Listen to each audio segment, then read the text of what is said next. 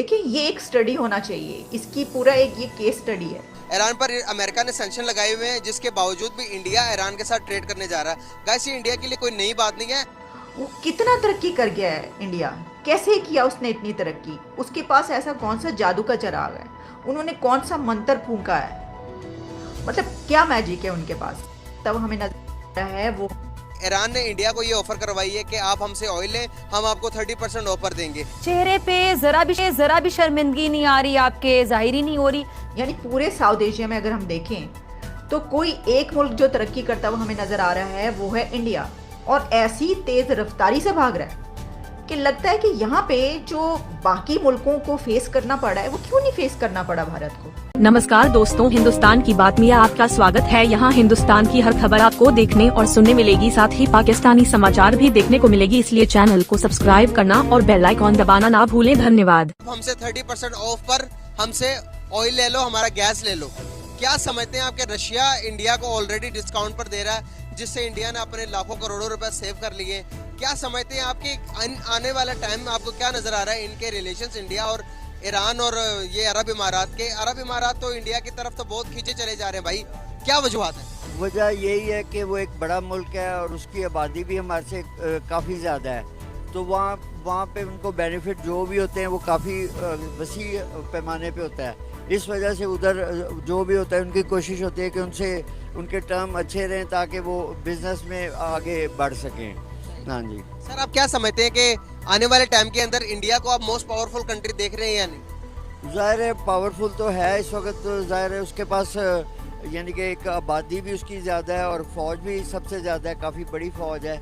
लेकिन ये ठीक है, वो पावरफुल तो हो रहा है, लेकिन ये है कि पाकिस्तान को चाहिए कि ये भी अपने मामलात को उस लेवल पे लेके आए ताकि इनके भी मसले मसाइल जो चल रहे हैं वो ये चल क्या रहा है, हो क्या रहा है?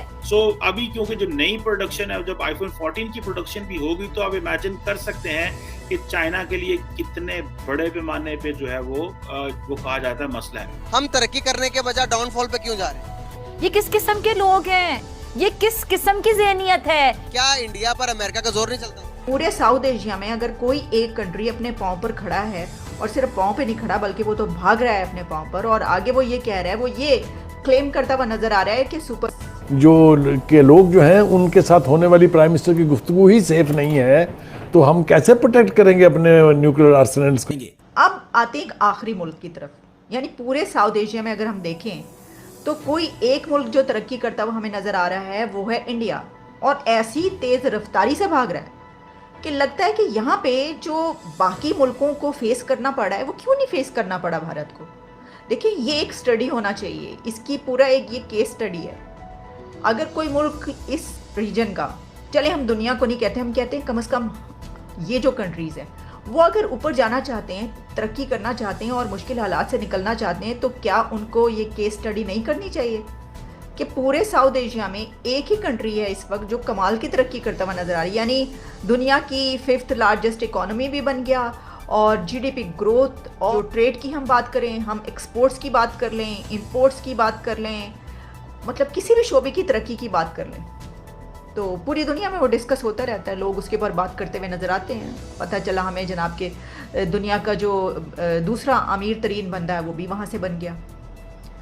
चलें, ये तो मैं बिल्कुल एक आपको कुछ पॉइंट्स बता रही हूँ, लेकिन अगर आप इसकी तो बेस तो यही है ना कि उनकी इकॉनमी कहाँ पर है, वो कितना तरक्की कर गया है इंडिया, कैसे किया उसने इतनी तरक्की, उसके पास ऐसा कौन सा जादू का चिराग है, उन्होंने कौन सा मंत्र फूंका है, मतलब क्या मैजिक है उनके पास।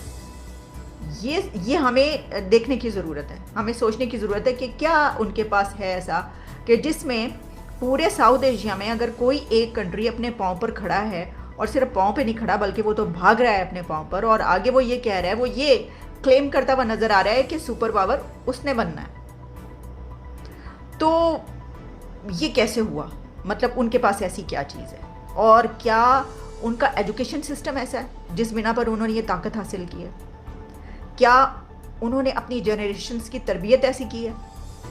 क्या उनके जो इकोनॉमिस्ट हैं वो इतने बेहतरीन है कि उन्होंने अपनी इकोनॉमी का जो बनाया पूरा प्लान वो बड़ा कमाल का बनाया है कि उसमें तो वो ऊपर चढ़ते चले जा रहे हैं, 5वें नंबर पे आ गए हैं दुनिया में। क्या वहाँ के टीचर्स बहुत कमाल के हैं? क्या वहाँ का हेल्थ सिस्टम बहुत ज़बरदस्त है कि हमारे पास से लोग वहाँ पर इलाज करवाने के लिए जाते हैं, ट्रीटमेंट के लिए? हमारे भी बहुत बड़े बड़े डॉक्टर्स यहाँ पर मौजूद हैं और इसके बावजूद हमारा कोई हॉस्पिटल का ऐसा है कि दुनिया में कोई वो अच्छे नंबरों पर आए, अव्वल नंबरों पर आने वाला।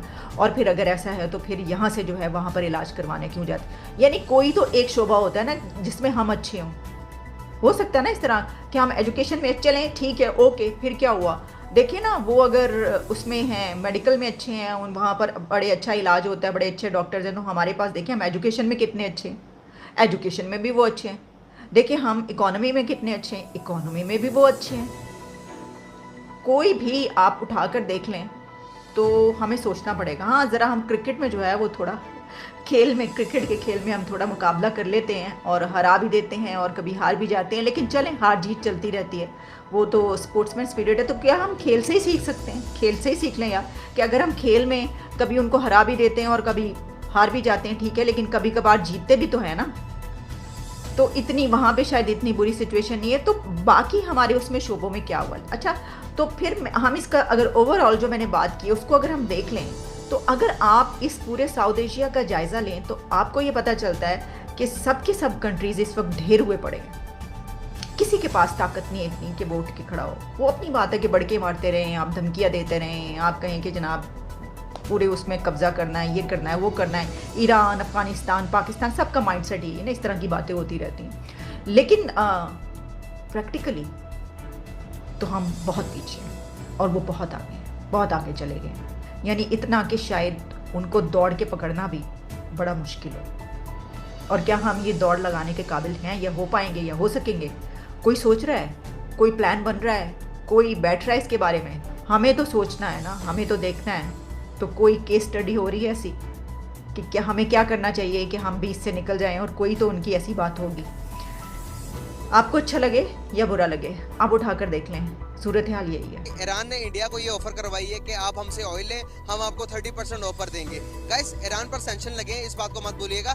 ईरान पर अमेरिका ने सैंक्शन लगाए हुए हैं, जिसके बावजूद भी इंडिया ईरान के साथ ट्रेड करने जा रहा है। गाइस, ये इंडिया के लिए कोई नई बात नहीं है। अमेरिका ने रशिया पर भी सैंक्शन लगाए थे, लेकिन फिर भी इंडिया रशिया के साथ ऑयल ले रहा और हर किस्म की ट्रेड